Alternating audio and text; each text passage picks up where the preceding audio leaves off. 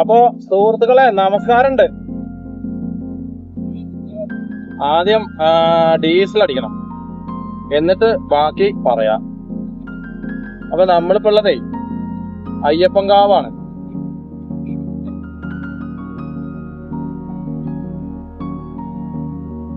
അപ്പോഴേ നമ്മുടെ ഈ ശരിക്കും ഒന്നും പറയാൻ തന്നെ കിട്ടുന്നില്ല. കാരണം നമുക്കിപ്പോ നല്ലത് എന്ന് പറയാനൊന്നുമില്ല. നമ്മളിപ്പോ എന്താ പറയാ, വല്ലാത്തൊരു പ്രതിസന്ധി മാനസികമായിട്ടുള്ളൊരു രീതിയിലാണ് പോണത്.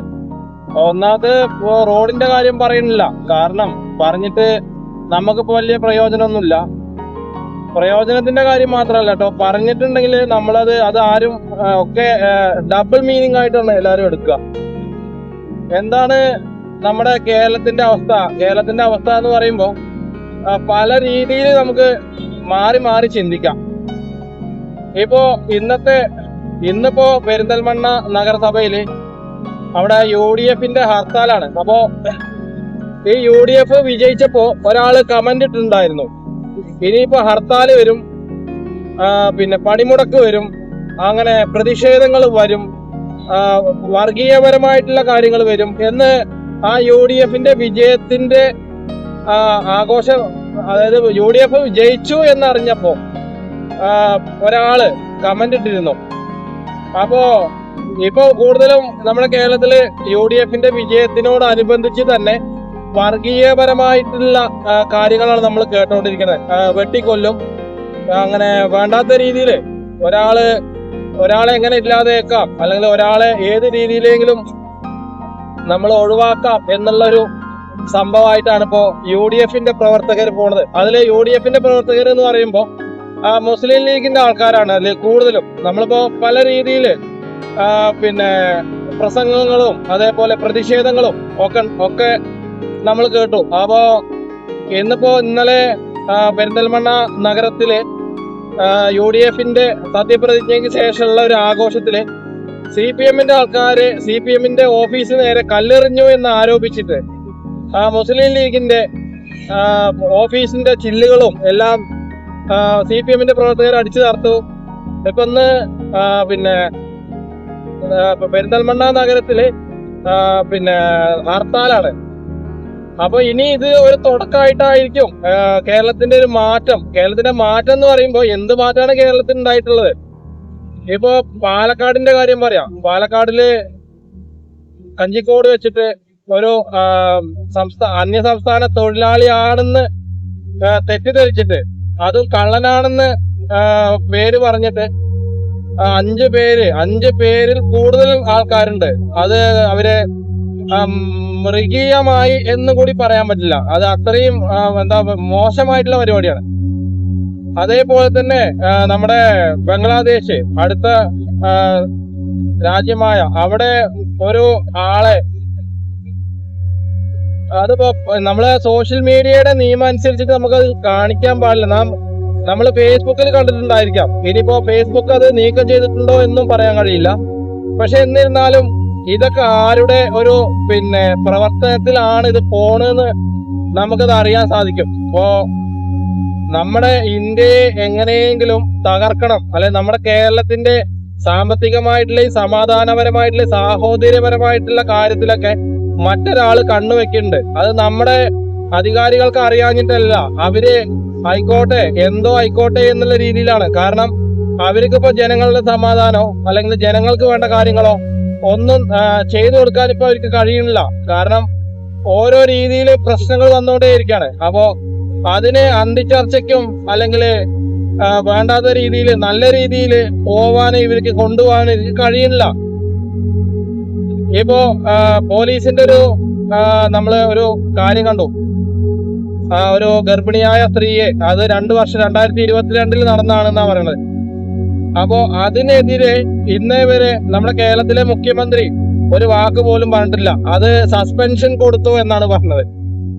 ഒരു ആളെ പരമാവധി തേജോവധം ചെയ്തിട്ട്, നമ്മൾ ഇതിന് മുന്നേ CCTV ക്യാമറയിലൊക്കെ കണ്ടാണ് തൃശ്ശൂരത്തെ ആ സംഭവം.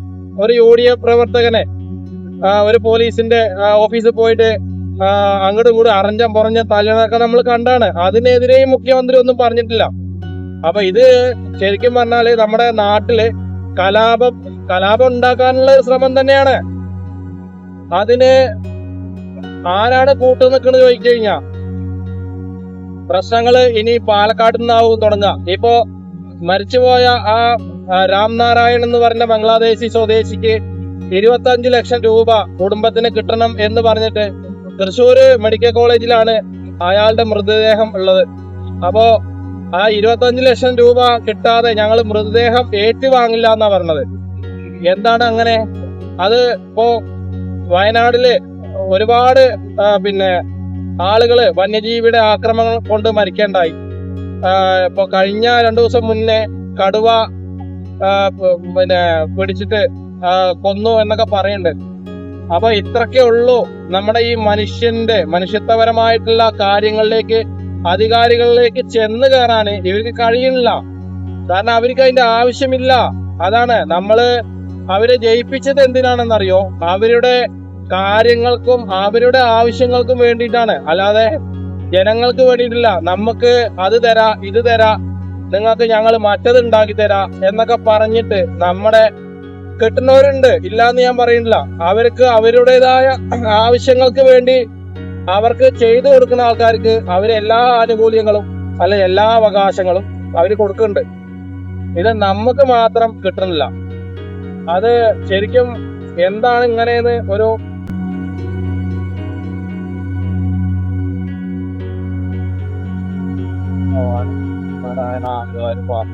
അപ്പോ ഇന്നലെ മണ്ണാർക്കാട് UDFന്റെ സത്യപ്രതിജ്ഞ ചെയ്തിട്ട് അവരുടെ ആഘോഷം ഉണ്ടായിരുന്നു. അപ്പോ ഞാനിപ്പോ അതില് ഇടപെടേണ്ട കാര്യമൊന്നുമില്ല. എന്നിരുന്നാലും നമ്മൾ പറയേണ്ട കാര്യം പറയണം. അവിടെ CPMന്റെ ഓഫീസ് ഉണ്ട് നേരെ.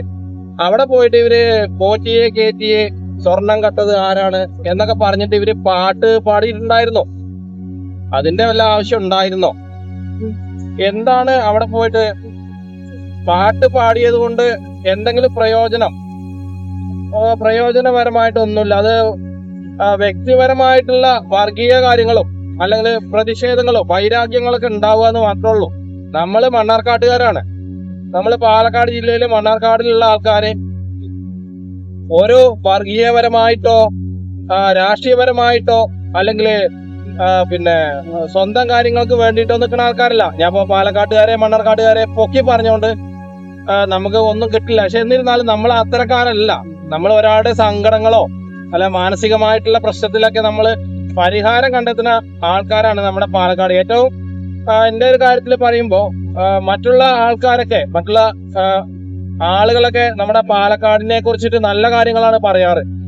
അപ്പോ ഇതുപോലുള്ള കാര്യങ്ങളൊക്കെ ചെയ്തിട്ട് നമുക്ക് എന്താണ് കിട്ടുക എന്നാണ് ചോദിക്കണേ. അല്ലെങ്കിൽ പിന്നെ ശരിക്കും ഈ സ്വർണം കട്ട ആൾക്കാര് ആരാണ് എന്നുള്ളത് അവരുടെ ടീം തന്നെ അത് പറഞ്ഞ് നമ്മളെ ബോധ്യപ്പെടുത്തണം. അതിനൊന്നും അവർക്ക് സമയമില്ല. അത് മാത്രമല്ല, ഇതിപ്പോ പോറ്റിയെ കേറ്റിയെ എന്നുള്ള പാട്ട് കൊണ്ട് ഈ സർക്കാർ പേടിച്ചു പോയി പറഞ്ഞാൽ അതിനെതിരെ കേസെടുക്കും എന്നൊക്കെ, ജാമ്യമില്ലാ വകുപ്പ് പ്രകാരം കേസെടുക്കും എന്നൊക്കെയാണ് പറഞ്ഞത്. അപ്പൊ അറിവില്ലാത്തൊരു ഭരണകൂടം കൂടി തന്നെയാണ് ഈ LDF സർക്കാർ. എന്തറിവാണ് ഇവർക്ക് ഉള്ളതെന്ന് അറിയില്ല. സ്വർണം കട്ടിട്ട് അത് ബാക്കി പറയാം.